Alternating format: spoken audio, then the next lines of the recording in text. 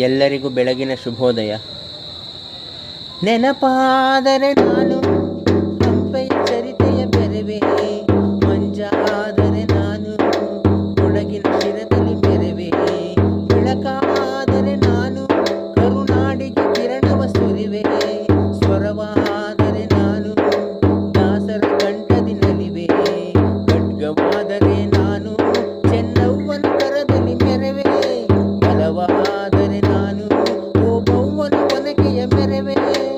ಏಳೇಳು ಜನ್ಮದಲು ಕನ್ನಡ ಕುಲವಾಗಿರುವೆ, ಏಳೇಳು ಜನ್ಮದಲು ಕನ್ನಡ ಕುಲವಾಗಿರುವೆ.